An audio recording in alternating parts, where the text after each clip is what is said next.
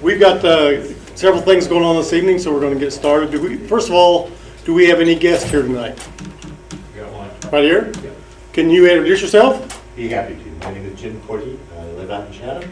Yep. Happily retired. I'm more there to stay. Well, awesome. Okay. Glad to have you tonight, man. Yep, welcome. Yeah. How'd you hear about us?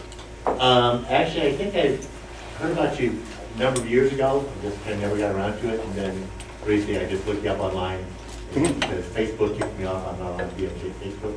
I still look at your webpage. Okay. All right, well, good. Well, welcome. Glad to have you.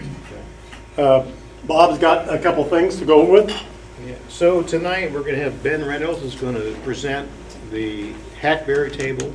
Is that correct? So he'll be the presenter. And then we'll have Mike Bredermeyer has a show and tell. Anybody else have a show and tell? Okay, Curtis. So you'll go after Mike. And then Mike Bredermeyer has graciously agreed to do a open shop. It'll be the 29th of this month. I have a minor show and tell. Okay, you'll go after Curtis then. So we'll have your open shop on March 29th from 9 to 2. I said 10 to 2. 10 to 2. You know, yeah. We'll Okay. do some hand plane stuff and sharpen stuff. I'm gonna bring one out again, but I promise I'm not gonna sharpen everybody's hand planes. I got a whole case of them. But we'll go through that. I'll do some hand planes, show you how they can work and what you can do with them.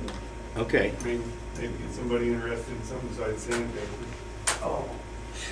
Okay. Well, at least can we flatten them? Flatten what? Can we flatten the base, the sole? If you want. That's no fun at all. Matter of fact, I've done that some, and I do it on my big belt sanders. Yeah, right. Okay. We need to figure out where that is too, so we get the message out Yeah. on the location So, too. yeah, so we'll have that in the newsletter. Yeah, and it's on the calendar. It'll be on the calendar too. Yeah, it is on the calendar with your address. Okay, Oh, all right. Okay, Oh, it's already on there? all right. So, So is it 10 to 2 or 9 to 2? is it What 10 to 2? what time do said you 10. want to Yeah, start? whatever you I want to think start. like 10 to 2. 10 to 2. Okay, You good. know, I don't Okay. really care. All right, That's fine. Not 10 like to I'm 2. sleeping in, but Yeah. I just figured, So you get time to get a Starbucks before you come. yeah. And then we'll have a little lunch, hot dog or something, I don't know what. Okay. If you get ambitious, I'll make chili, don't count on Mike, they don't count on it. So, That's so it. Ben, you want to go ahead and do yours? it. I thought I was first. Mike? Well, he was supposed to, he looked at me. How about you start at 7 a.m. now on Saturday? What's that, Bob? We'll have you start at 7 a.m. on Saturday. I'll be up here so I can see you. Oh. That might keep you driving. You're good. That's what I was thinking, 10 to 2. Okay. Does that sound right there? Yeah.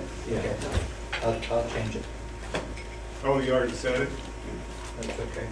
Hey, I don't know if I mean, I don't even care, 9 to 2. Might get bored after a while. Well, what's best for you? Saturday.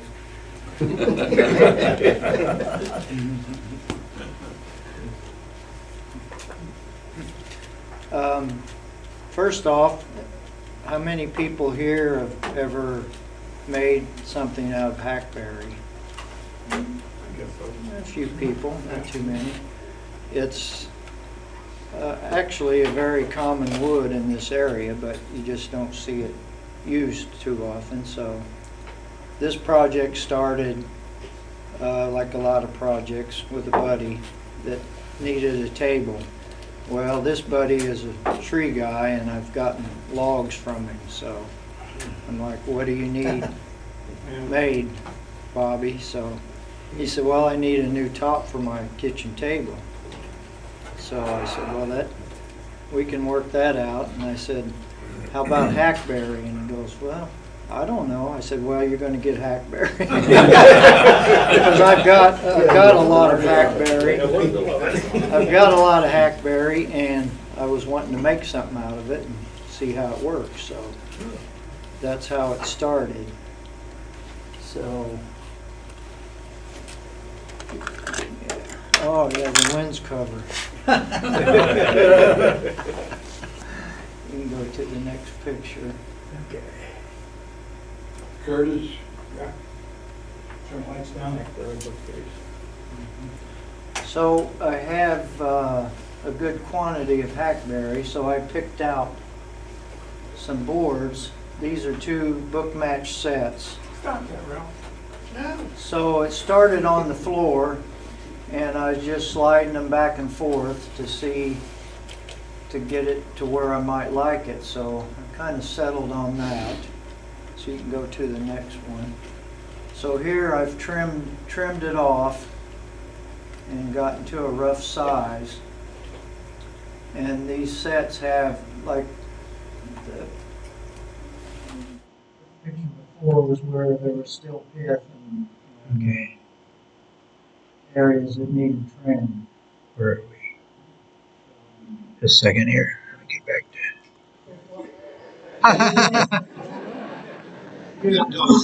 Yeah, the lights came on. I can't see the buttons. Okay, is that where we're supposed to be? This is in the roof shape, and they're still oversized, so they're like, here's the pith. So started here, and here I cut them down, getting closer to the side. So they're starting to take shape. So here's the 2 match sets, and I didn't really like the look of that. So I arranged them in 3 different ways. This is the first way, side by side. Another option, with 1 set in the middle. Yeah, kind of like that one.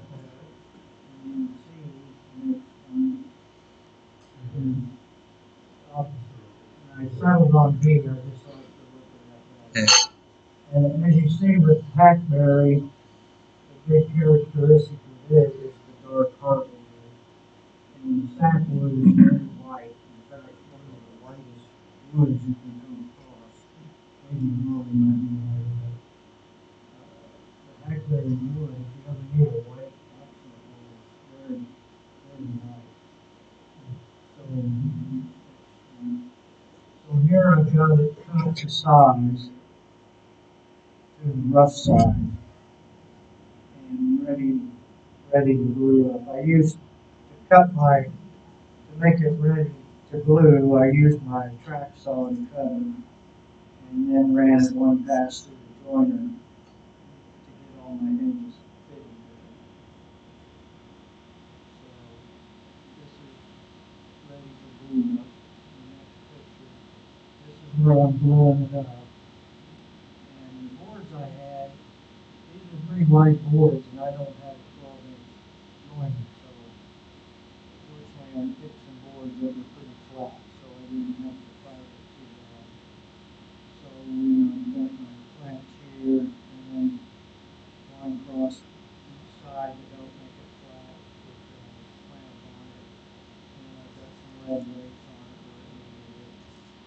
So glued up pretty nice. Yes, right, and I use dominoes to get it about every foot. So how many pieces of wood? There's 4 pieces. So in the center is a book match set, and then there's 1 board on each side. So started out as pretty wide boards because I'm trying to end up at 42 inches wide.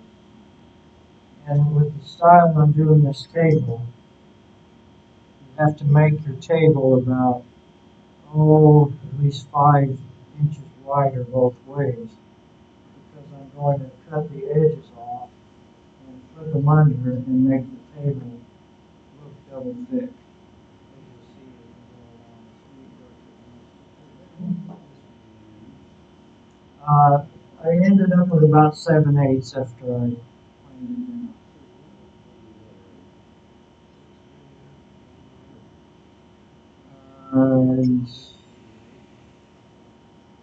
Not the smallest one, 6, I think. So this is after I glued up, and I just used a straightforward to clean up the glue joints and the wood that was a little bit higher, not just right. That's not a very professional scraper, but one I'm used to. I know how to sharpen a little bit, so it works for me. So you can see all the shavings I got from scraping it down. So the next, I got it all sanded, and this is where I drew my lines all the way around, all 4 sides, got it marked out. And inside the lines is my finished size, 42, and that way inside the line is 60. So the next step is to cut with the track saw, is to cut those edges off all the way around. So when those are all cut off, your table's to the finished size. So you cut all those edges off and save them.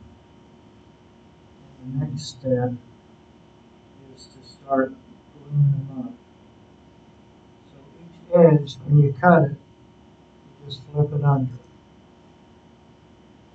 Double it up, and then you glue them on. You've got to miter the corners right here. And then I use nothing but glue to stick those on. You could probably brad nail them or something, but I don't want to take any chance of that messing with the expansion and so forth. So you've got to use quite a few clamps. There's the end, and then there's one side, and I've got all the way glued up. And the closer, the more accurate you do when you're gluing, the less work you have to do afterwards, cleaning up those edges, because it's all ingrained. And the beauty of this style of table, especially with the figured wood, is you're book matching the end grain, which you'll see in it's more finished. So all 4 edges then are book matched. The long edges are just plain wood, so that's not the showy part, but you get a double thick table without using 1.5 inch wood. And the benefit of the end that you'll see.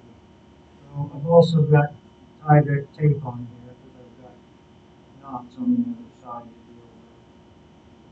So I got the back tape where I had it upside down. And here I'm filling the knots and the imperfections with epoxy. I put a little bit of black in it to make it translucent and to make it blend in nicely with the Huckberry. Right, because the knots went all the way through in place.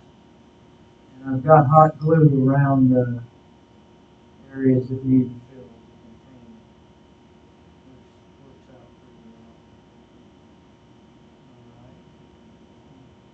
So here I've got everything filled, all the knots and imperfections, and final sanding. You're starting to see how this ingrain shows up, and it's all put together. So this is when it's all sanded and ready to finish. Now for finishing, with this white wood, I didn't want to use urethane or anything like that, so I took it to Fine Finishers. In ink, I had them sprayed with a conversion varnish, which is a very durable catalyzed finish. This is after it's finished. The lighting there kind of makes it look yellow, but it's not yellow. That's probably about what it would look like if it was finished with urethane. I didn't want that yellow look.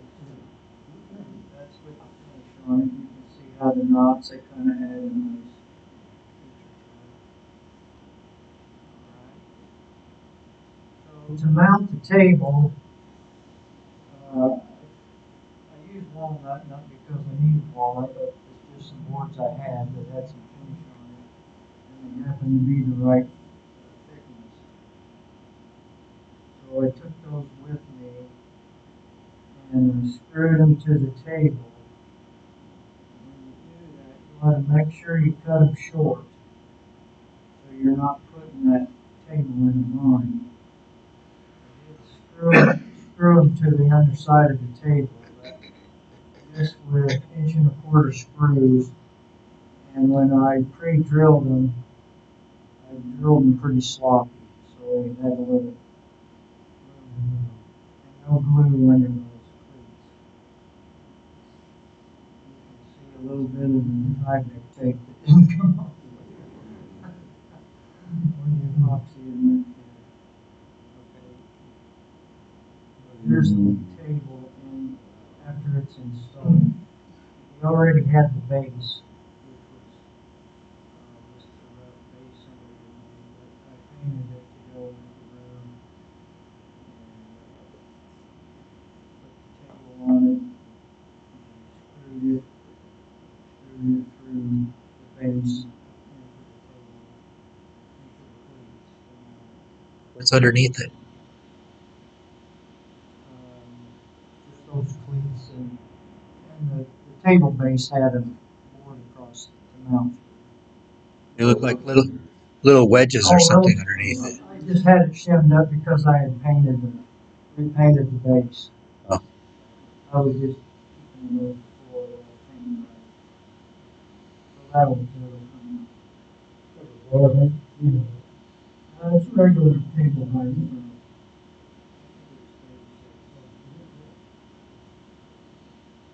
They have taller seats, not the bar height.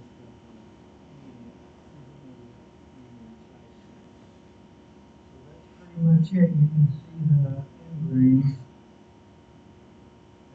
That's what really makes it stand out.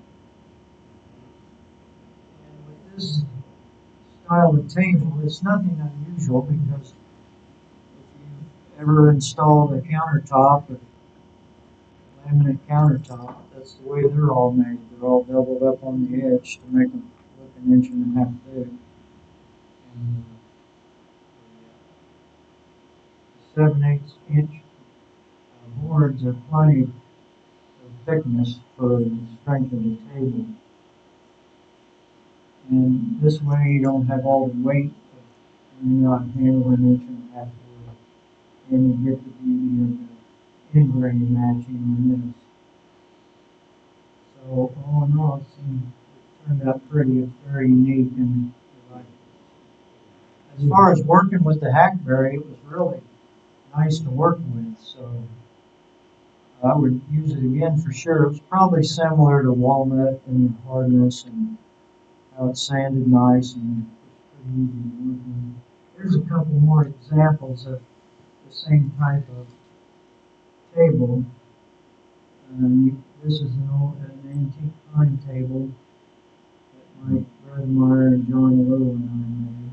You can see how pretty that ingrain is on that.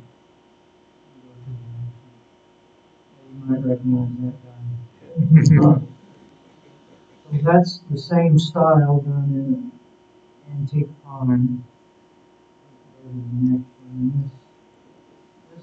This is a small coffee table I made, and you can see again how cut all the edges off and glue them all up underneath. This is that coffee table, and there again you can see how that ingrain. I really like that. Plus, you have a big table. There's no ends. You don't have to breadboard the ends or anything. So hopefully you'll get nice expansion and contraction. I don't know how much doubling up that edge messes with the expansion and contraction, but so far I haven't had any problems with it when it cracks. Yeah, it seems to work okay. That's pretty much it. I've got a table here. You can turn the lights back on. I've A small table here made the same way. In fact, I made this out of the cutoffs from one of those big pieces. So we can pass this around. This is made from 2 boards. This is a book match set. Can you hold it up the mic? So you can see on the ends right where the joint is. And we can, I don't know if it's too big, you guys can, it's not too heavy, you can pass it around. So this was done the same way as the finish table. That has the same spray finish on it? Yes, it's Is got that the an same. expensive process to have it sprayed? Well, I actually ended up trading some picture frames I made for it. So So if a guy like me who took a table there, what would it cost me? I'm not sure. They wouldn't tell me. I had a couple other things that I got sprayed to that and another item, so I'm not really sure, but I was willing to pay whatever. Hey Ben, so you didn't have to do any extra, on that big table, you didn't have to do any extra flattening it? You just clamped it and it was good? Mhm. The dominoes helped, and I still had a little bit, but I was able to scrape it and do a lot of sanding on it with a 6-inch orbital sander. And I got it pretty flat. On those cleats underneath on that table, did you say you have to space at each end for the expansion and contraction? Right, it doesn't need to be much, it's maybe 1/8 of an inch or something. So I did that just so it's not in a bind, because I wanted to be able to do it. When I have it. On the drying process, from log to lumber to assembly, how much time you allow for drying? Well, I air dried it first, and then I have a kiln that I kiln dried it, and then it had probably been a couple years in my storage room since I kiln dried it, so hopefully it'll be good. I'll dry it down to about around 6%, then it'll come back up to 10 or so. So it had acclimated a long time. So hopefully they won't have any problems with it. But when it's a free job for a friend, it's not as crucial. That table looked really great, looked Yeah, excellent. thanks. Yeah, You know, Anybody else have any questions? that's the same color and finish as the big table. Yes. That's nice. Would you have ever considered using linseed oil to finish it? This was going to be a kitchen table, so it's going to take a lot of heavy use. So Yeah. I wanted to go with something real durable and something you could wash, wipe, wet all the time. Linseed oil would probably yellow it. I just wanted a very clear finish that's not going to yellow. So it seemed to be the right choice. That table's amazing, it looks sharp. Yeah, I enjoyed making that. And so if anybody, it's something you might try. You just make your table a little bigger and cut your edges off and flip them under, and it's book matches everything up, and it's really, I like the look of it. So was the track saw a really nice thing to use for that? It worked really well, cutting the edges off. Yeah, but you have that festoon track saw and Yeah. stuff. Well, of course. And I didn't step off the mark, so I didn't get electrocuted. So, all Thank right. you, Ben. That's nice. Thank you. Yeah, thank you. Very nice.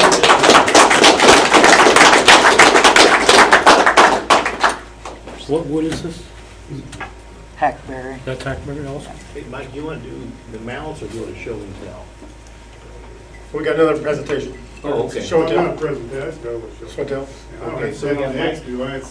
Yeah. Yeah, let's do show and tell. No, I just, we're going with your help. How are they going to get the camera on you?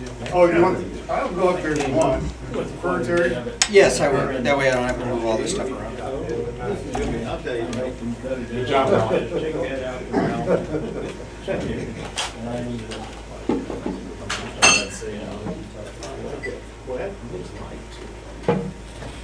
Hello, everybody. Hello. You were here last month. I talked about a table that I'm working on. It's called the demi-lume table. It's a card table from the federal period. where it folds closed, so you really have a half round table. It's 3 foot diameter. It opens up and the legs come out. Well, the top of it, when it's closed, you'll have 2 thicknesses, and it'll open up. And these are just some scraps. The detail on this is done with what's called a scratch stock. And this is the way they did a lot of furniture before there was electricity and routers. And truthfully, this offers a lot more options. It would have been hard to get a router bit. I'll pass these around to do this. But all it is you take, this is part of a saw blade, and you just file the profile you want into it. And I made this little holder for it. And right now the center contour is what I got in here, but you'd start with the other end is what you start with to cut the beads on the end. And then when you have it in this position, you can do the concave for the middle. And it's just, you just scrape your way into it, and it works quite well. You have to consider the direction of the grain, and it takes some practice to get used to what works. And sometimes it doesn't make sense in regards to how you would think you would need to go so that you weren't working against the grain. But you do it enough and you start to get a feel for it, and you just switch directions when you have to. And this is the first time I've done some scratch stock before, but it's been a while. And this, like I say, this table is 3 foot in diameter, and I got the whole thing done in a few hours, and I was real happy with the outcome. So I'll pass these around. Like I say, this profile that's in here now is for the center cove, and then up here on top is for the beads on the side. You have to turn around to place it. What do you use to cut the profile, Mike? Just a file. This is a little chainsaw file here for that, and this one here is a flat file, and you just file it to what looks good. To whatever you want. Yeah, you make any profile you want. And sharpen it occasionally? Well, with scrapers, you can turn an edge on them. Depending on the detail, like this one here, it's hard to do much as far as turning an edge on it to where it scrapes a little deeper. But what I found is, as far as sharpening, it just seems to be good. I got some diamonds, real fine diamond stone. You lay this flat on there and just smooth out each side. Would you burnish it, I guess, is what, like you would a regular scraper? No, well, that's what I'm talking about. When you burnish a scraper, you're actually turning a little hook edge. And you can do that. I did that on this one here. I tried that, but it was too aggressive. And so I just took it off, like say, flattening it on a diamond stone. And it was pulling shavings off, And you get to the end grain, it's a little trickier as opposed to some of the more straight grain on like the front of the table. But so anyway, it's a neat detail that takes a little practice, but you can turn any edge you can think to make. Which with router bits, you're just stuck with what they offer you, and oftentimes that's fine. But it didn't cost hardly anything to do this. Mike, you said that was a saw blade, handsaw, or? It's a material for saw blades. I had a friend that makes saws, and he gave me a couple of chunks. But you could certainly use a saw blade, or I don't know. I'm really not even sure. Just some stainless steel stock, or I don't know. Eric, what do they recommend for a scratch stock? I use it's called a Stanley card scraper. It just looks like a regular card scraper. Yeah. You have just rectangular piece Yeah. of metal. And you can use any of them. Yeah. The Stanley card scraper, they're hard to come by now. I don't know if Stanley quit making them or not. They were just cheaper than like the Lee Nielsen or the Yeah. Valley card scrapers, Yeah. so I always use those. And like Mike said, you don't have to sharpen the edge Yeah. at all. And I don't know if you've ever even noticed this. You don't even have to sharpen your card scraper. It scrapes fine just without, raising a burr. Yeah. Now, do I raise a burr? Yeah, I think it cuts a little bit easier. Yeah. You don't have to put a hook or a burr or whatever you call Yeah. that. But if you got an old saw around that you don't care about anymore, is ruined or whatever, Piece of metal. yeah, really just about. Actually, one thing they do for cutting some beads is they'll just put a bevel head flat-headed beveled screw, and that will be your cutter into a piece of stock, and you can cut might not be an exact bead, but you can cut a detail in there and it can look pretty nice, so. I had two of these. Old saw blades from the mill. Yeah, Yeah. Talk to Ralph. Yeah. Did I pass that other piece around? Oh, here it is. Yeah. Did you design your scraper or did you have a plan Well, that you I had a magazine with this table in it, and I saw that profile and I thought, that looks good. So I just, it might not be exactly what's in the magazine, but it's Create your own. matched my files and, yeah, you can see on this here, you'd move it around. And that put your bead. Is that a double one? That was just a practice. I Practice, didn't okay. like the way that one came out, so I went to another corner, Okay. But I should have that table done maybe for the open shop, so I'll be there to see it.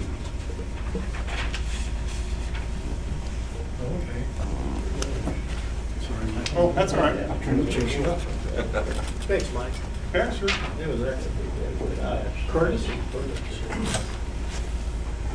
One thing I forgot to mention, and you asked about flattening that table, I just used the old pencil, scribbled it everywhere with the pencil, and kept saying, around a little bit on it. That helped out a lot.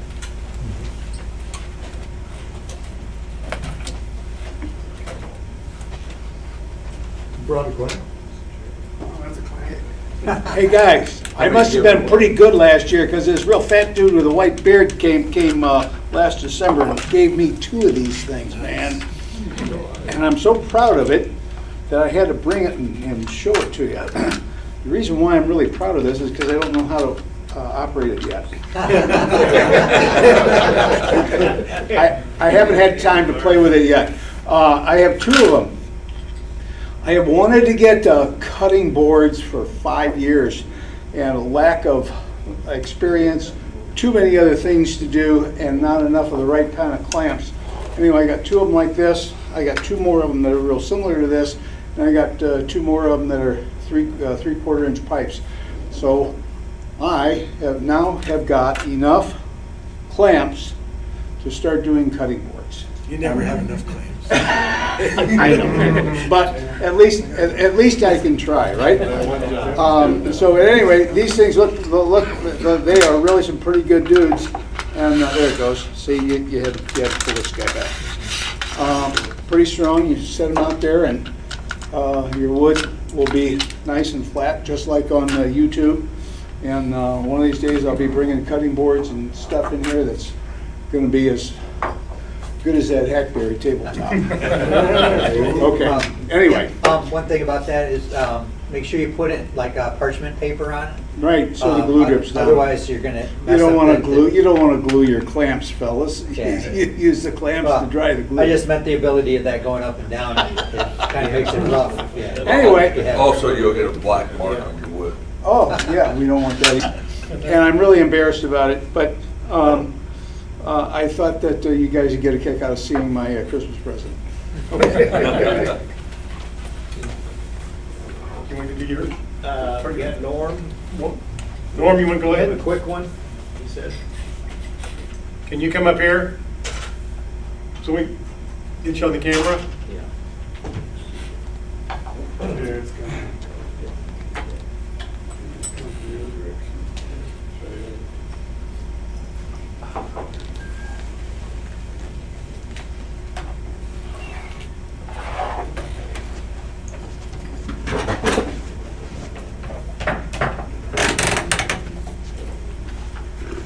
A month ago, at the February meeting, I presented 3 quick items regarding getting new members into the club.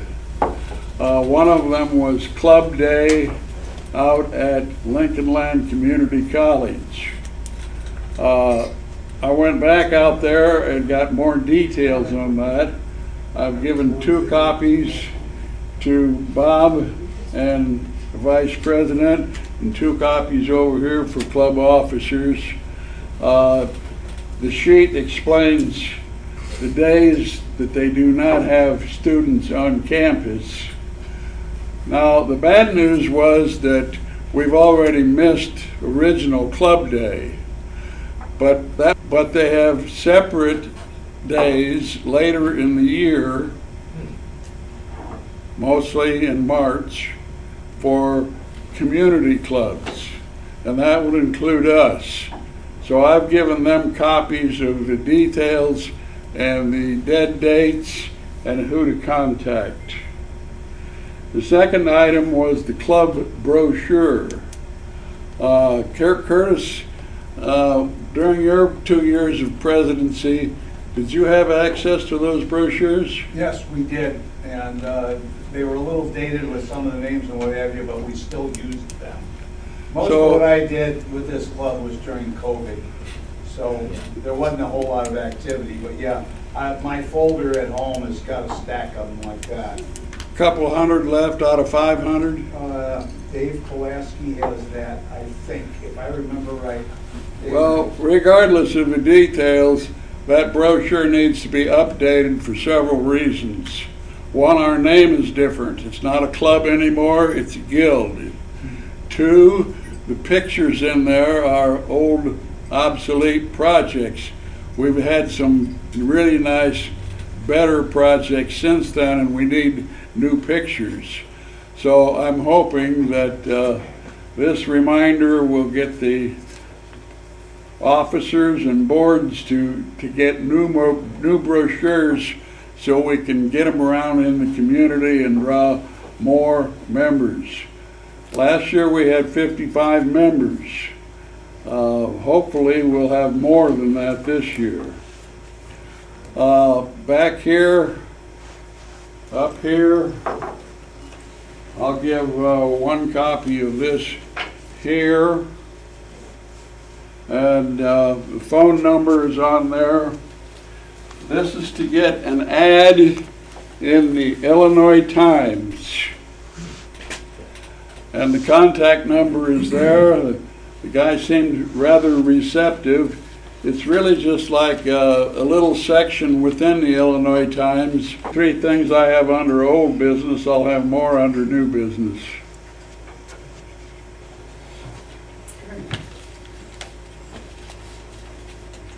All right, Bob.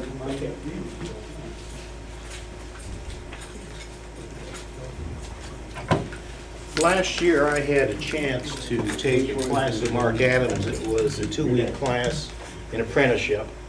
And I was very fortunate to have Michael Fortune as the instructor. And it's really, this guy is just amazing. And the way he runs it is, you sit down for about a day and a half, you go through different projects, but the day and a half, he teaches you how to design something you want for your house. And with Michael, don't ever bring a square to him because he does not like anything rectangular or square or anything. That's all. He prefers arcs, circles, odd angles, and when you see his work, it'll blow you away. But Michael challenged all of us as we went through our design process. And I like to make things nice and square, and he put me way out of my comfort zone with that.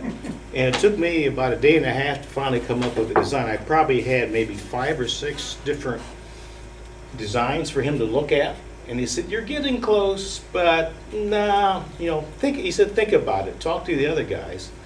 And probably that Tuesday afternoon, he finally approved my design. And I had called my wife Monday morning, and I said, "What should I build for you?" Well, she wanted a wall shelf. And to me, that's just going to be nice and square, have a couple shelves in there, mounted. Not with Michael. This guy, though, is a master of jigs, and he can improvise anything. And I would say, if you're ever stuck on a desert island with him, you're going to be in good hands, because he can do anything. He's amazing. And what I did is, after I got his approval, you have to go through the process to build it. This is what I made. And I'm going to give you guys a question here, but this is probably number 6 design with it, and it took that entire week just to get it built, to get it finished, and then I didn't have enough time to finish it there in Mark Adams. But when you look at it, though, What makes you nervous about trying to build something like this? And take a close look at it. Getting the shelves all level. Yeah. So here's the question, I want you to think about it. How could you rig up something where these shelves are all gonna be parallel to each other? You got no way to measure, you got no tool to do it. How would you find a way to rig up something so you can cut the dados for these shelves? And I'll give you a few minutes to think about it. Yeah, I don't want to pass around, it's kind of heavy. Yeah. But imagine, and he approved my plans, so I'm hoping he's going to tell me how to build this. But what he does do, and you are challenged in that class, he does say, think about it. And I came up with this idea that maybe what I'll do is, I'll take those two pieces and I'll mount them on a wall, and then I'll take a level and then I'll mark where the dados will go. And he goes, you know, that's close. He said, I got a better idea. So if you could turn on my presentation. What he said is really, thank you. What he had me do is he said, find some scrap MDF, and the helpers there are really good at doing that. And he said, you know, put it down on the work table, and then have two beams, and they have to be exactly parallel to each other. They have to be dead on parallel to each other. And then with that, then you mount the two support arms. And I used a hot glue with it. And then fix them complete.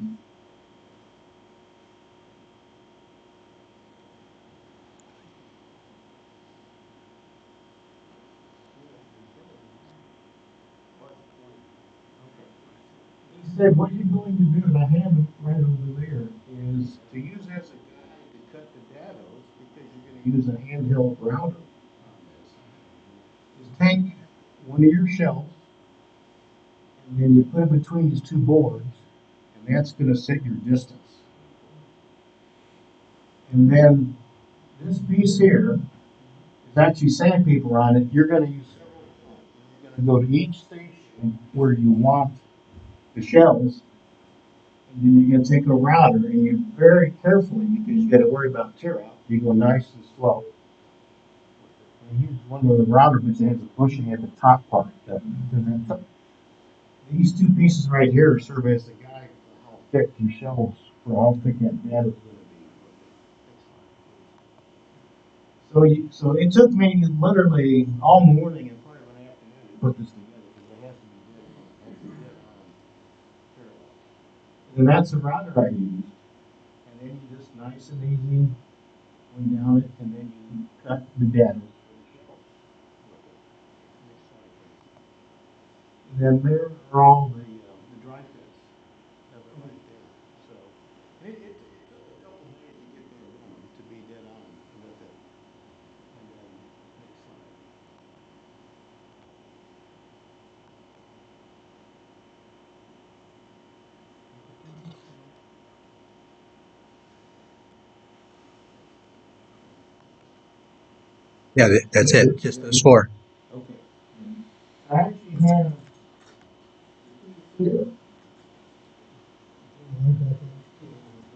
and then this is the piece I built, and these runners had to be dead on parallel with it. I mean, everything had to be, you're spending literally about an hour to make sure all the stuff is dead on parallel to each other. And he wanted sandpaper glued down, and then you're gonna have literally 3 or 4 clamps holding this down, so there's no way it's gonna move at all with it. And when you look at this, you could use this to kind of work down slabs. So you can use this kind of device to knock down slabs with it then. Just make this a little bit bigger with it then, so. But that's the benefit of working with Michael. This guy can, you give him a problem, give him a few minutes, and he'll come up with a very good solution to it then, with it, so. Any questions? These runners are just MDF? This is MDF. Yeah. And that didn't, the router bit didn't burn into it at all? What happens is the bushing that holds Yeah. it in place is to be fit in here. Right. And then they tell you, they want the actual router bit to be below that with it. And you're coming in from the side, and you gotta go very slow on the other side as it exits, because you gotta worry about tear out with it then. So, How deep are your dados with the shelf goes in? I think they're in about a half an inch, Half an yeah, with it. Then he had me go in and then put screws in from the back in into the shelf inch? Okay. with it, yeah. And there's no play at all. I mean, they are dead, they're just dead in there, dead How on. many passes did you go on your depth? You kept working it down? I went like 1/8 of an inch at a time. Yeah, I really wanted to go slow Yeah. with this. Yeah, I didn't want to take any chances. The super curved piece of wood Yeah. on the side strap there, how did you make that? That actually, the one on the right was steam bent. We learned how to bend, steam Did you do bend. that up there at school? Yeah. Yeah, Did you start with wood that they had for you, or did you just go through there? I brought my own wood. You brought your own wood? Yeah. What kind of wood is it? What's that? Walnut? That actually is cherry. Cherry? My wife wanted cherry, and then she wanted it dark, stained dark. Like you have that customer. I have that customer too. And you do what you're told. Yeah. So, but that was steam bent. I think you leave it in there for an hour for every inch with it, I believe. The one on the left, actually, I just cut. I cut that out. And then Michael will challenge you, and then once he feels you've progressed far enough in your design, then you're given approval with it then. And your shelf actually is hung on the wall? It'll be hung on the wall. Yeah. Off the floor? Yeah, yeah. We've had this since November, and my wife has changed her mind and we're going to go. So, You're only gonna hang it once? I told her only one time. Because you really need to put it into a stud. The top screw hole up there, you're gonna have to put it into a stud. Big question is, did she approve the design? Oh, yeah. Oh, yeah. She likes that. She likes that, yeah, so. Nice shelf, Yeah. But I mean, I owe a lot to Michael. I mean, he pushed you out of your comfort zone, and you're really thinking how I can really handle this what seems to be unsurmountable, getting his task done with it then. I remember watching a video of his work he's done on his house up there. I guess he had some beams he planed down. They're big, thick ones. Yeah. And it's just a curious thing, like, oh yeah, that would work, but I Yeah. would have never thought of it. He had one of the lunchbox planers, and he had the big beam sitting on two horses, Mm-hmm. and one end, 4 or 5 foot sticking over one, and then he just took that box planer and got it started, and as it just walked itself down there. He lifted up so it'd go over the horse. Yeah. And it Oh, walked man. down. Yeah. Yeah. How did that work? But his gig is, he is an expert with the bandsaw. Yeah. He is, and When's he with coming? doing jigs. And he's gonna be coming out sometime this year. I'm waiting for him to reply back. But he committed to me last year that he wants to come here and do a two-day class. Wow. I met him out there one time. Yeah. I wasn't in his class, but he came in, I had a little bit talk. Yeah. Yeah. But for me, it was well worth the 2 weeks in the class, because I learned quite a bit with it then. Okay. Thanks. Next, we're gonna do some of our mallets. Can you hear that? Anyway, Bob, Bob, do you have a drawing? I'll do it. Let me take over. Yeah. Okay. Go ahead. So, first of all, last month when I suggested the idea, I was quite excited that so many hands went up. I said, yeah, I'll do that. So excited that the next morning I made my mallet, and by noon, by lunch, I was done. And then I was depressed because I had a whole month to wait now. So Mike reached out to me, I don't know, a week or so afterwards, whatever, and he sent me a picture of a mallet that he had made. And I showed it to my wife. I said, look how similar, he and I didn't talk anything about him, but look how similar his is to mine. She said, well, it's just a mallet. What are you going to do with a mallet? So I thought, well, challenge accepted. So I came up with some other ideas.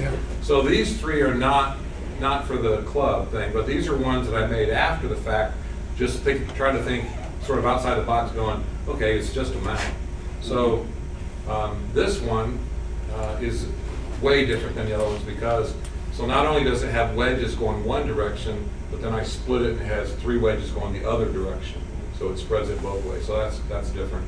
The handle is laminated and shaped pretty freeform, to be honest, but it's there. Pinned all the way through the tendon of the handle, as well as the face, and then leather on one face. So that was one. And then this one, this was obviously a baseball bat that had been broken. It had been laying around in my shop for a long time. And so I thought, well, I can make something out of that. So I cut it, and the hard part was getting this to be perpendicular to the center line, because it had, baseball bats have a cup end, and you gotta get that cup off. At least I thought I had to get the cup off of there. And then you gotta get this one, and you gotta get it perpendicular to the center line, not to the bat, because the bat, right, it's like that. You gotta figure out the angle to get it right so you can cut it. And then you gotta be right so you can stand it up and drill that hole down. So that hole is about 3 inches deep. And I cut the handle off, and you don't have all the same issues, but you gotta get the handle cut off somewhat square to the center line. And then I put a wedge in it, so there's about a 2-inch wedge. So I split the handle, and I went in upside down, right? Does that make sense to you? So the wedge was really sticking out, and I drove it in there, and I drove it to the hilt. I know I got all the way in there, and then I know it's not going to happen. And then this one was my Thor hammer, just a different shape. So once my wife saw through these, she goes, okay, you can do a few different things with my It's not just a hammer. And some of you missed my joke about being dumb as a bag of hammers, and I forgot all my hammers, and I brought them in a bag. Okay, so is there anybody that has a mallet that they brought that doesn't have a number? You should have a number. Everybody have a number? So there are 12 of you. So what I'd like to do is a random draw, because you know that proverbial last kid that's, oh, you didn't get a number? All right, oh, cool. Lucky number. Yeah, now we're to 13. 13. That means they'll get the best one.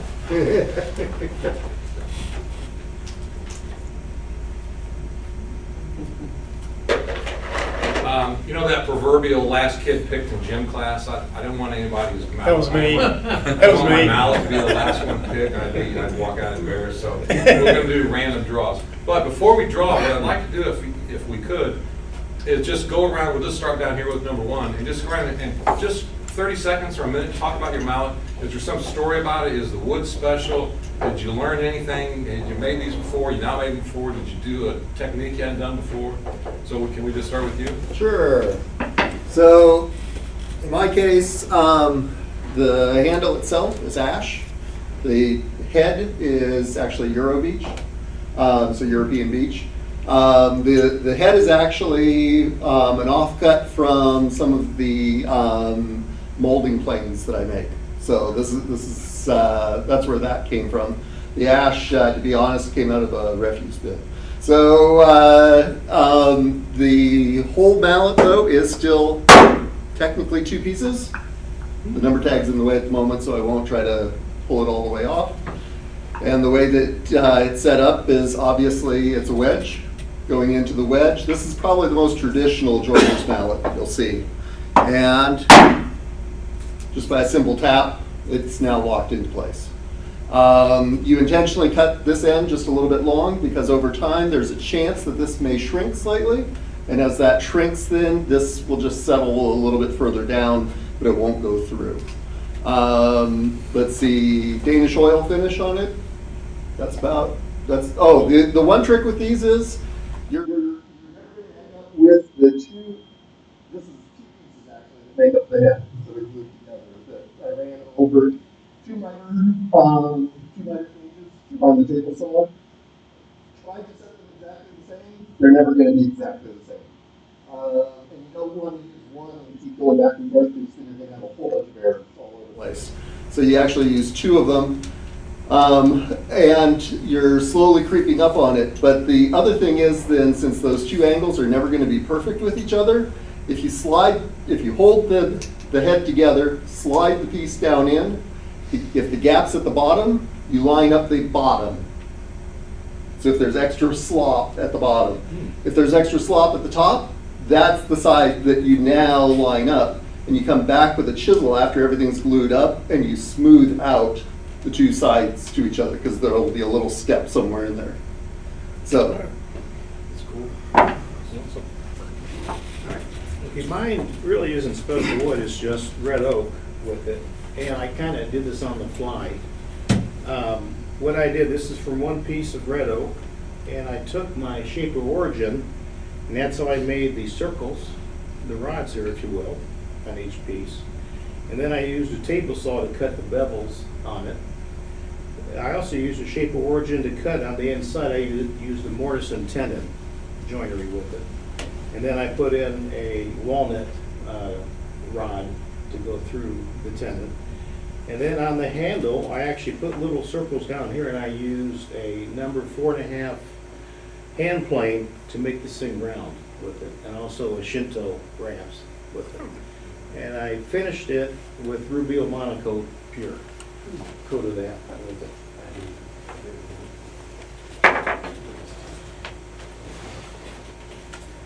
Mine is very simple and straightforward. It's Osage orange. I still have several chunks of that stuff left over. I think, what, 1.5 to 2 years ago, I gave a presentation on the benches that I'd made out of it. Well, I've still got plenty of it, but I finished it with spar urethane because I thought that was a good hard finish, or would be, and it'd be durable. And I mean, that's pretty much it. Put a leather thong in it to hang it up. Mine is nothing fancy. This is my first attempt at a mallet. Bob gets kudos for walking me through it, but the only really unique thing about it is this outside white oak. I volunteered at the Lincoln Memorial Gardens, and they throw away a lot of good stuff. And this came from the old benches that you probably would have sat in out there.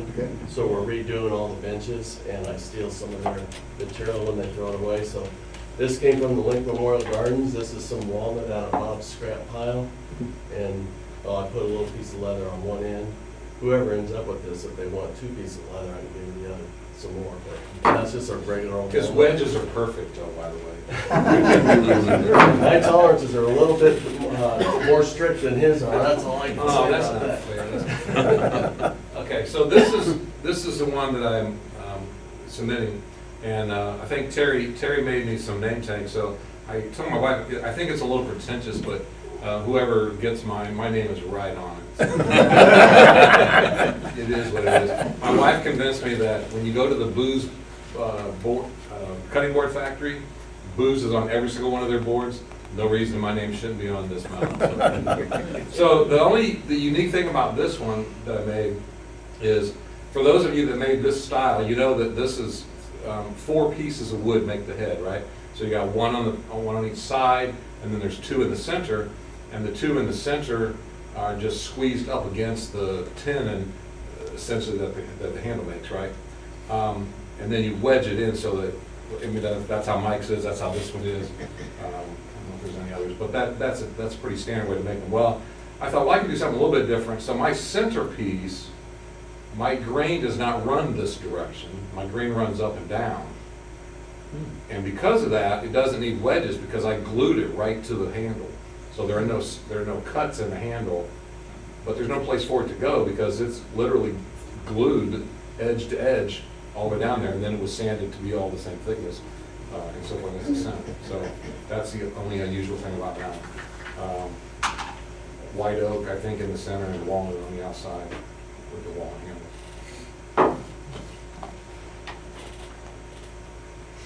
This head is Osage orange. I got some of it from old fence posts. You have to clean them up or find a bigger one to get smooth wood with no knots. The handle is out of a bush that likes to grow in my yard. And I like them because the bark is thin, but it has little speckles on it. It gives you a good grip. And of course, it's bigger here than it is here. Osage orange is quite dense, makes a tough mallet.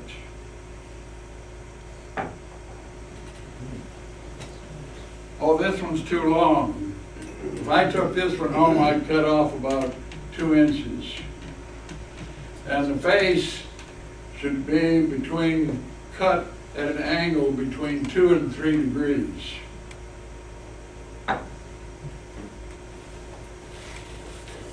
This is a lightweight mallet. It's not made out of hardwood, but yeah, I call it a dual function device. You see these things on the side here where I've cut. That keeps it from blowing off of your bench. Okay. The other thing is, with that, I put that on the side that would keep the grain crossways. If you hit it here, I suppose you could split it maybe, if you went vertical on it. But if it's laying there like that, you're over here doing something, you can grab it and the grain's going the right way. Dual function device. You said dual, I thought the other was going to be an attitude adjuster. Could be used for that. Ben told me he thinks this is fir, right? The grain came out real pretty in this, which I wasn't looking for pretty, but it came out really nice. This is out of a 4x4 that was that angle bracing on the front porch of an old house, maybe 80, 100 years old, whatever it was. Just turned it on my lathe. It's got 1-2 coats of tongue oil on it.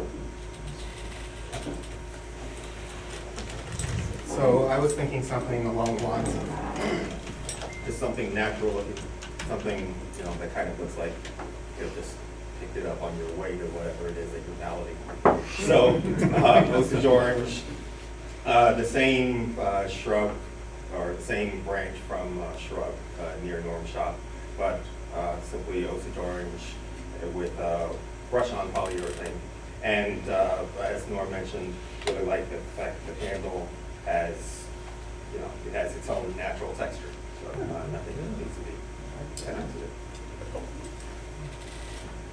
I turned to round one for, typically use these for chisel work type stuff. This is like the one I got home, only mine's fairly well beat up after a dozen years. Anyway, white oak. And to add a little weight, I drilled it out and put some shot in it. So it's got a little bit more. Typically when I use these things, especially with chisels, I'm holding them like this. I'm really not doing too much of this. If you need to, you can, but got more control over it for chisel work type stuff like that. So I found it to be a useful form. I don't know if the original one I made I got out of my head or saw a picture, just tried to copy it, but they work nice and it's nicer than the one I got. This is from White Oak in Springfield.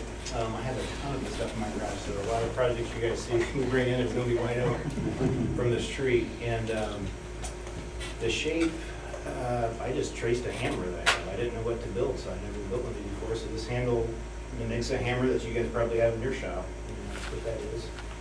It's one piece, and it's probably not the right way to build one because I was thinking after I did this, it might not be strong enough right here because the grain's going the wrong way for the handle.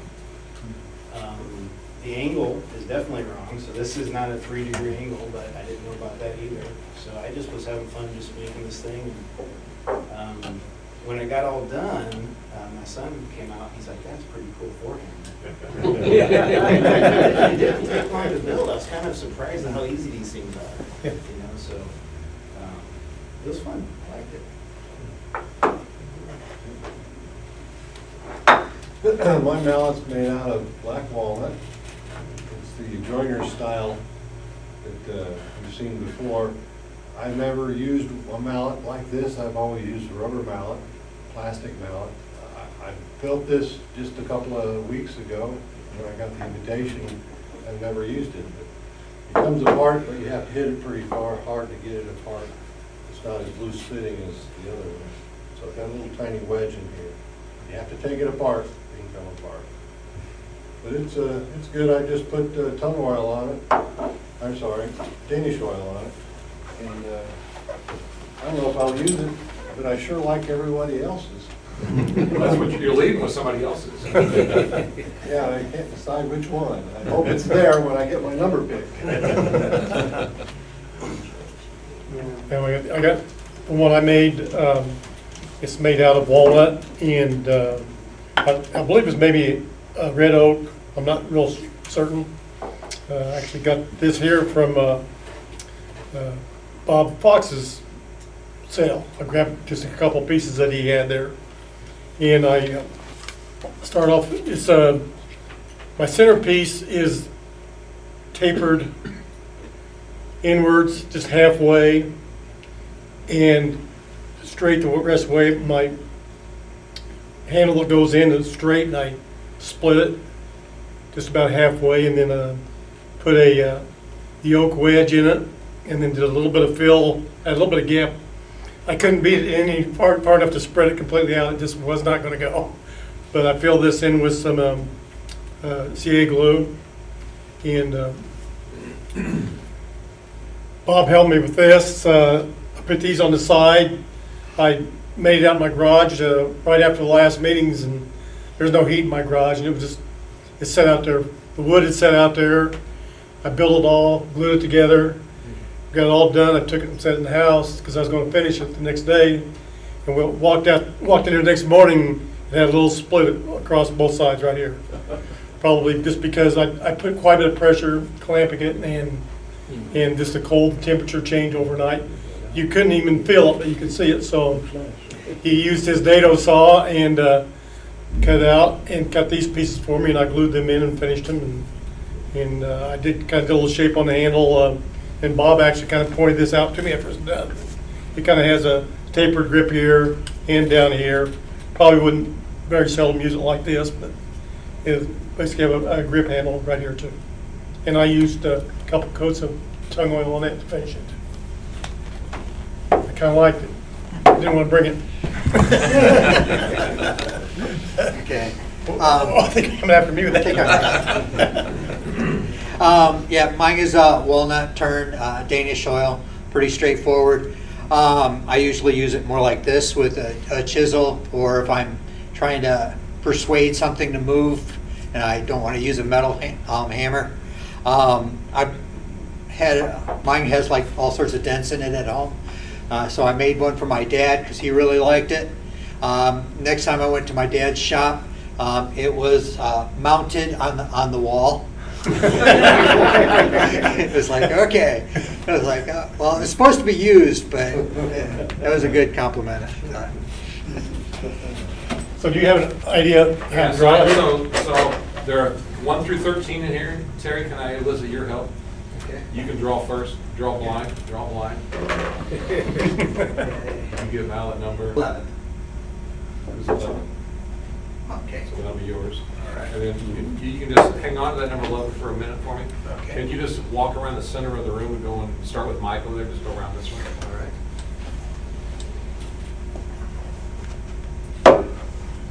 So I draw? Okay. And 5. Hey!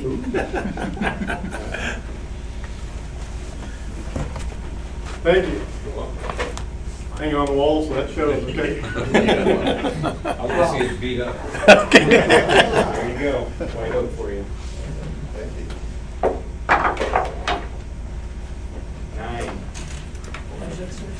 9. No, it's here's 9. Excellent. Thank you. Okay.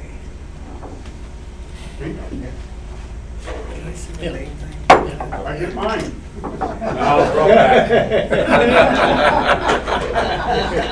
Too small of a fish. I knew that was gonna happen. That's a 6. 6 is norm. Thank you, Norm.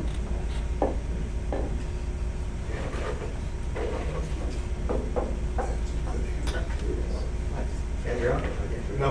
Right here. Nice. There you go. Number 4. Over here. Number that he had. Number 4? Who's 4?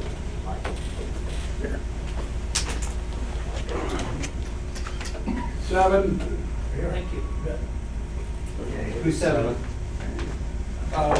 That came from me. Yeah, just throw it back. No. 3. Right here.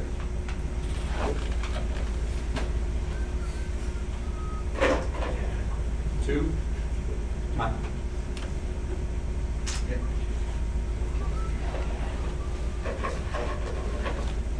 13. You get the dual purpose.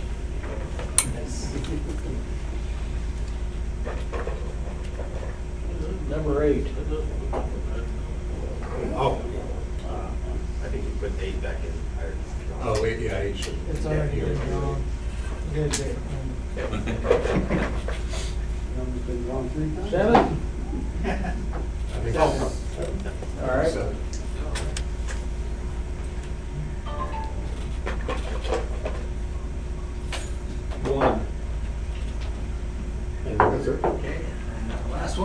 Last one, and I'm drawing the blind, so nobody confuse me. Number 10.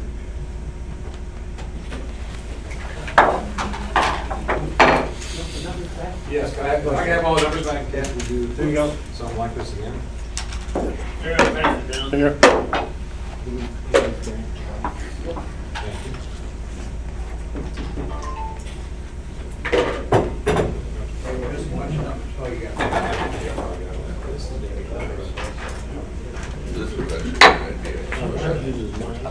Yeah. I gotta thank Bob for bringing this up, and great idea. I think everybody enjoyed doing it, and I've never had a mallet before, so look at it. I'm just wondering if a few months down the road, you might maybe do a box exchange? Yeah, I'll do that. I'm not very good at boxes, but yeah, I think it's a good thing to do. Cutting board it was my other thought, but either one of those 2 items, maybe wait a couple months or Yeah, that's good. Hey, 4 or 5 months, yeah. when it comes to my open shop, I'll try to write up something that makes a little bit of sense, but, so my shop sits a couple 100 feet behind the house, and I've got a gravel driveway that's on the south side of the house that brings back to the shop. There's a turnaround there. Parking, I'm usually not too particular, but I don't know what it's gonna be like. If it's muddy, I'd rather we didn't go on the grass back there. Sure. Just because I don't want to rut things up too much. I've got a big driveway in front, you're welcome to use that. And you'll just walk around the house, there's a sidewalk goes all the way up to the shop. You're welcome to drive to the back. If we end up blocking each other in, that probably won't matter. If it's dry, I let people park on the grass off to the side of the drive. But at any rate, I'll try to write up something that's simple enough, and I've been through this with different gatherings, and it always turns into a big confusing. So whatever happens will be fine, but the driveway will certainly be open, it's a big, long driveway, and there's parking in there, and then if you want to drive around back to the shop, that'd be the most convenient for you. But then if everybody gets blocked in, that might be a little awkward. But there is a turnaround back there, so it's not like you just get jammed in and got to back all around. So I'll see what I come up with, and hopefully it'll be drier, and then you just pull back there and just pull into the grass off the gravel road. And, yeah, all right, so look forward to seeing y'all. Norm? Yeah, Saturday the 29th. And choose the plan. I guess. Okay, Go ahead. good. Next meeting, we have a guest speaker coming in, Dan Schwank from Red Rose Reproductions. He comes to us out of Sterling, Illinois. He has some kind of a partnership with Lee Nielsen, He picked up their wood floats, he's selling those right now. He also will be talking about the wood floats, the sucker tool, and he also just picked up the Steve Latta inline work. Those tools from Lee Nelson. And he actually started selling them today. The kits for the inlay? work? Yeah, Okay. yeah, there's 4 separate tools for that, and he started selling them today. I gotta set myself down. Yeah. John, So I have a question kind of for the group or the boss, big bosses. Bob's always passing around open shop things.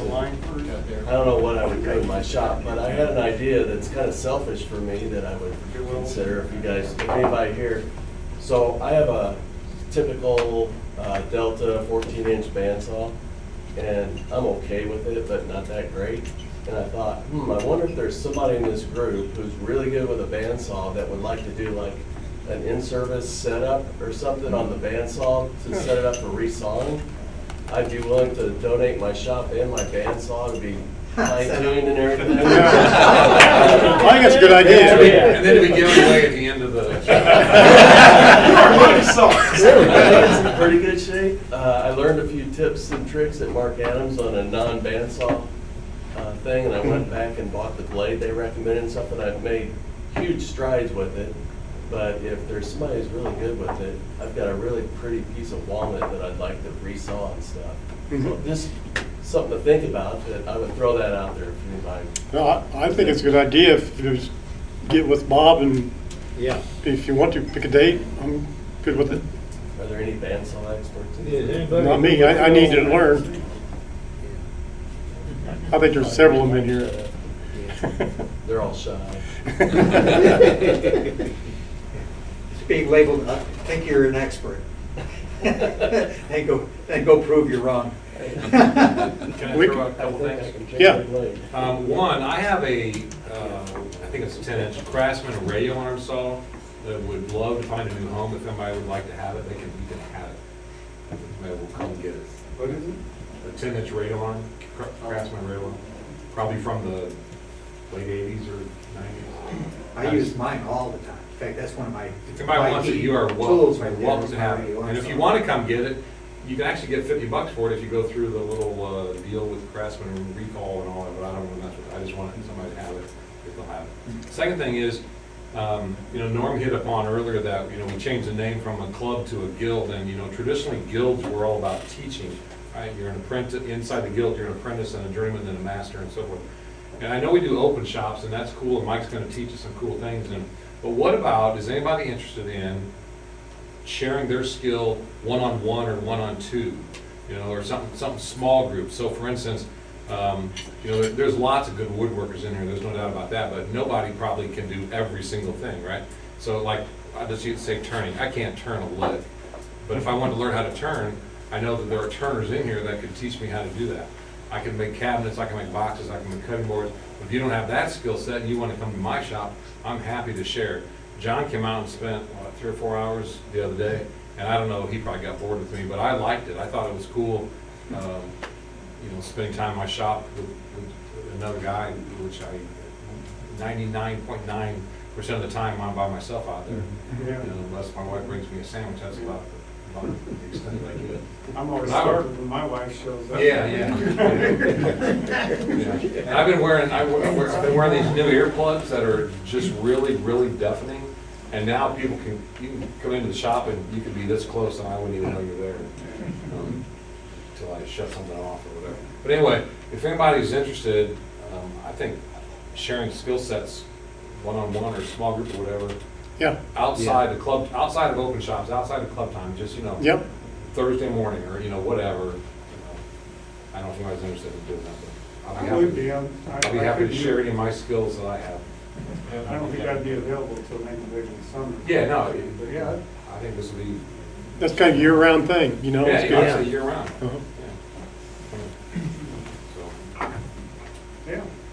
Well, most guys enjoy having somebody over working on something. Yeah, occasionally. yeah. If nothing else to help them do something too, just like he said. just- I didn't get any slave labor out of John the other day, I can tell you that. No heavy lifting, nothing. No cleaning, no vacuuming. Didn't even get him to sharpen it. I had 600 pounds of sawdust back up on there, right there. I see we brought some trees, huh?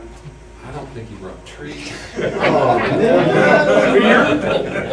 No juice boxes? Now, in all fairness, he had been in Florida for 2 months, only been back about 2 days when he came over, so. I had to build that mallet fast. So.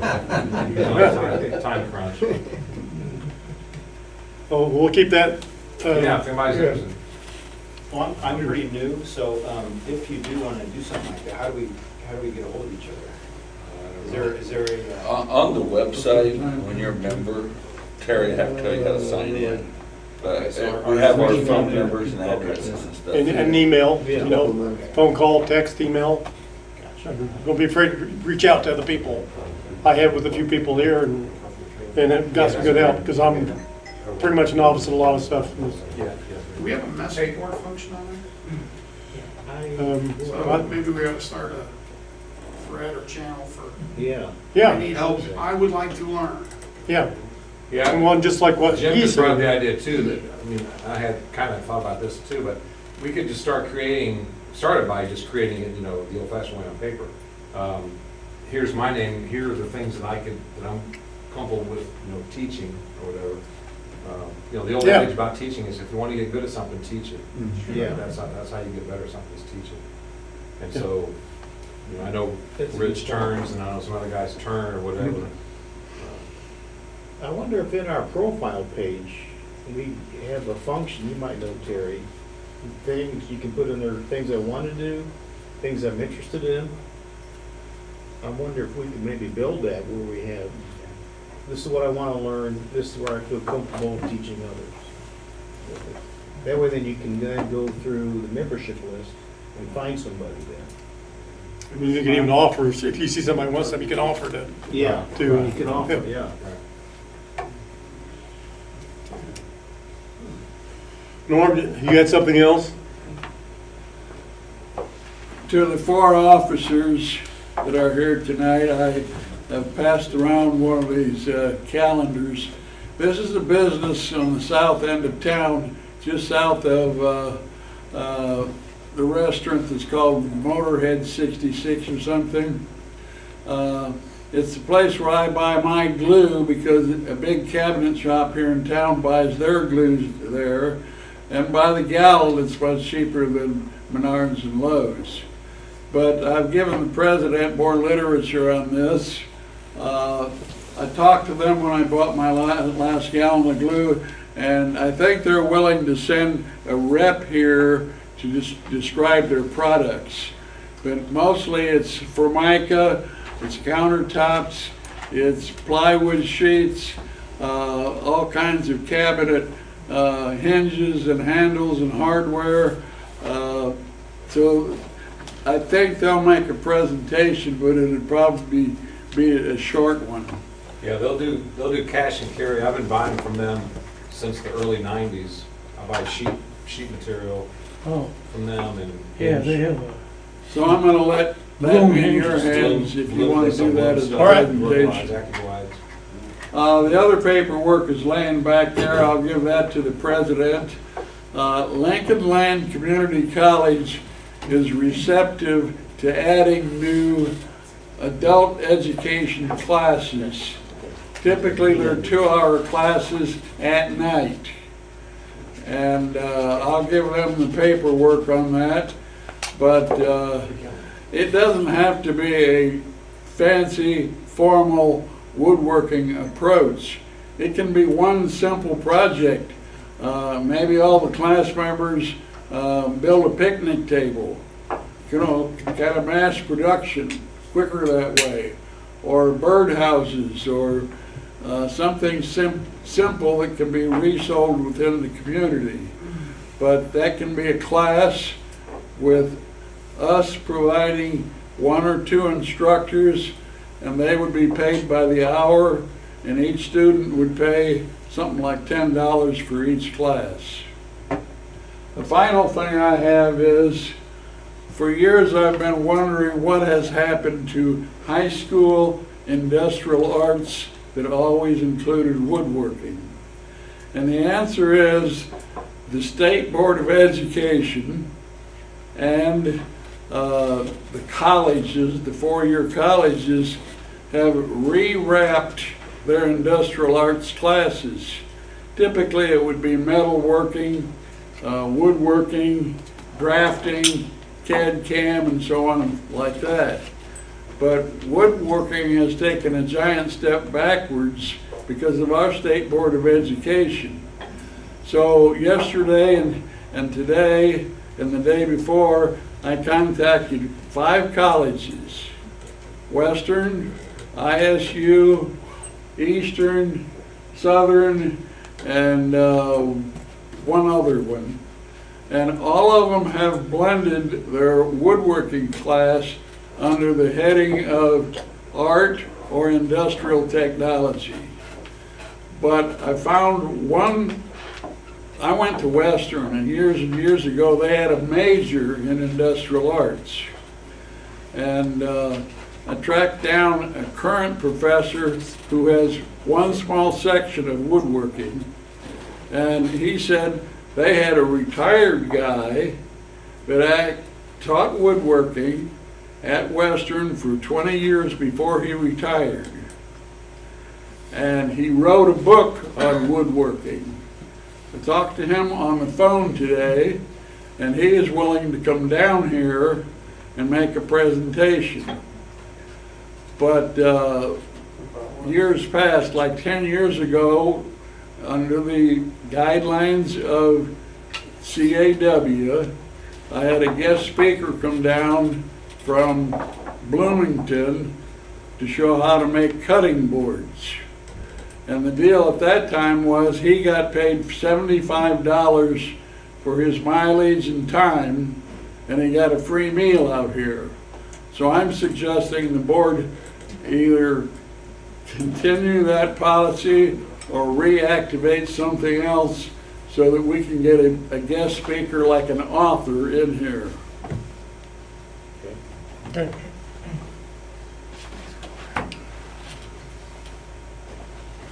Okay, before you do that. Carrie? On the website, in your area, there's a little block called About Me.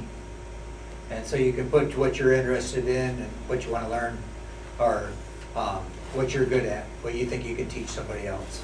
Do we have information on how to log in to the site? If you have any problems, call me, I guess, but you should be able to just log in. And if you can't, if you don't know your password, you can say reset password, and it'll send it to your email.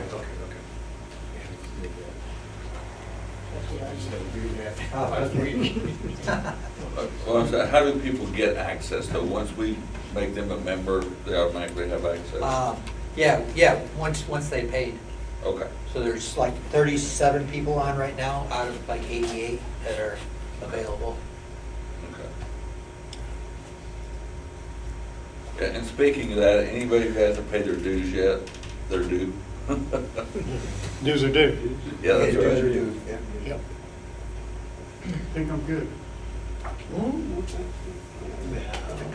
Might want to check on I that. think so, but I'd have to look and I put it away. It's kind of up to everybody to do their own. I'm gonna go with paid. Okay. Yeah, if you have a wooden one, other than the Oh, last that's right. four. I got my wooden one. Yeah. My bad barn. You say you wanna learn a little bit about wood turning? So if anybody has anything else, okay, we'll call the meeting then. Oh, Bill?